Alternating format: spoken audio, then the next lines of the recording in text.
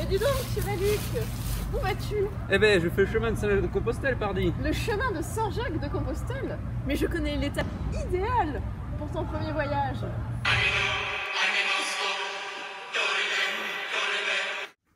Je me trouve actuellement sur le site de l'édifice de Saint-Blaise de la Commande, église bâtie entre 1115 et 1140.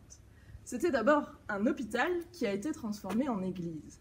Mais alors, monsieur Laluc, comment fait-on pour transformer un hôpital en église?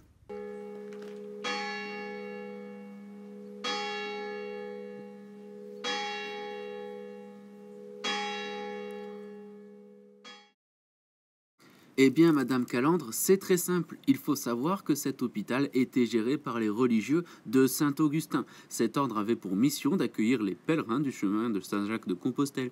Et oui, dès le XIe siècle, le chemin de Saint-Jacques était déjà très fréquenté. C'est cette présence religieuse qui impulsa la construction d'une église juste à côté en 1135, soit 20 ans après la fondation de l'hôpital. Au XIIe siècle, beaucoup de chrétiens partaient à pied vers un lieu saint. Ils voulaient se rapprocher de Dieu par les épreuves physiques du voyage et ainsi se purifier de leurs péchés. C'est ce qu'on appelle un pèlerinage. La Commande est désormais l'une des nombreuses étapes pour les pèlerins qui décident de franchir les Pyrénées. L'hôpital de la Commande est fondé par le comte de Béarn, Gaston IV, qui le donne à un ordre religieux. C'est donc l'Église qui accueille et encadre les pèlerins.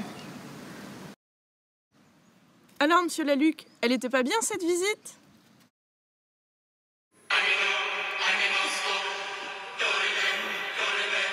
Oh, c'est